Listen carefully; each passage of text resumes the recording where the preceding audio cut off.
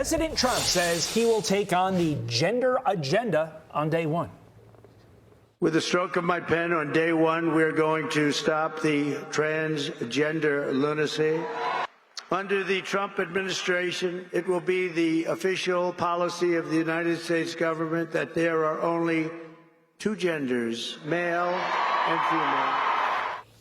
Mike Huckabee is a nominee for U.S. Ambassador to Israel and a former Arkansas governor, and he joins us now. Governor, good morning to you. He's going to take this fight head on in the form of an executive order. He says, I will sign executive orders to end child sexual mutilation, get transgender out of the military and out of our elementary schools, middle schools, and high schools. Music to the ears of many, but some also expect legal challenges. What do you think?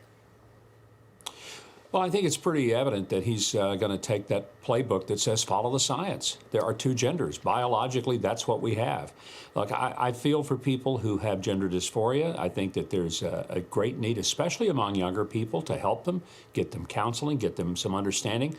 But it's one thing for an adult to say, I want to be a different gender than I was assigned at birth. That's an adult decision. But we don't let kids get tattoos. We don't let them drive. We don't let them buy booze or tobacco. There are a lot of things we don't let children do because they're not mature enough to make the decision.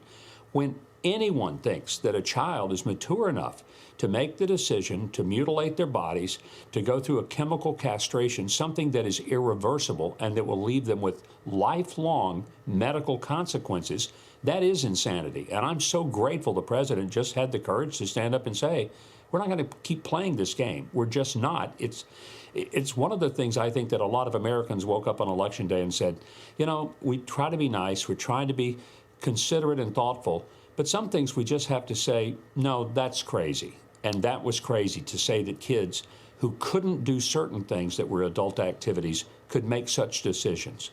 Those voters also said, stop calling us fascists, because we're not. John Fetterman condemning his party for the way that they do talk about President Trump and his supporters. Watch.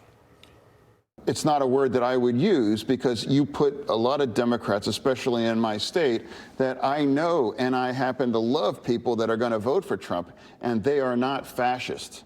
And also fascism, that's not a word that regular people, use.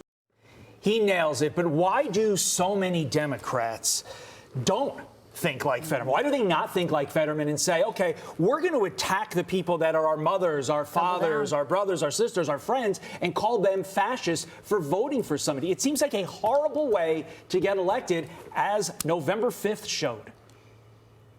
Yeah, I just think John Fetterman has proven himself to be the most rational Democrat in the entire United States Senate.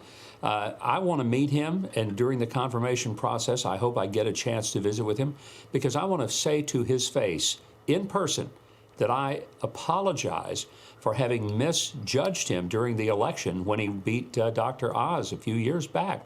I thought, this guy's not together.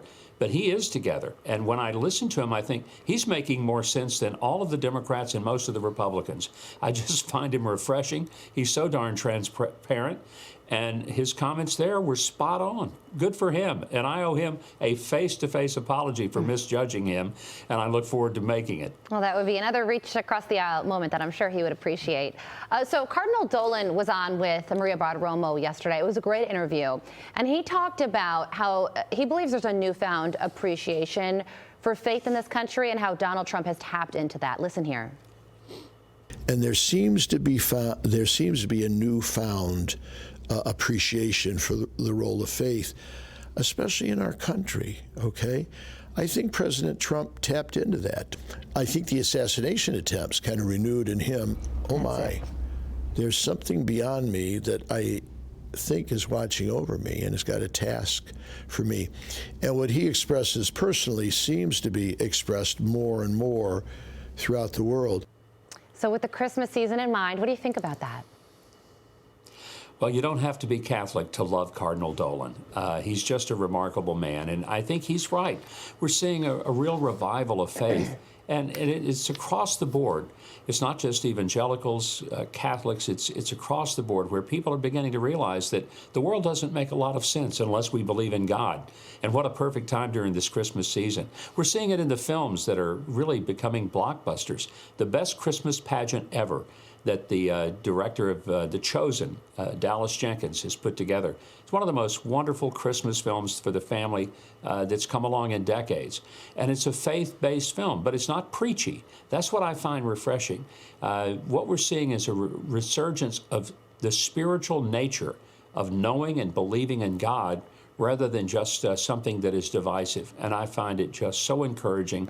I think it shows that we may be on the cusp of what I hope is a real spiritual revival in this nation. We will see. Governor Huckabee, Merry Christmas to you and yours. Yeah, Merry Christmas. Thank you for joining us here on Christmas week. Festivus, no less. I'm Steve Ducey. I'm Brian Kilmeade. And I'm Ainsley Earhart. And click here to subscribe to the Fox News YouTube page to catch our hottest interviews and most compelling analysis.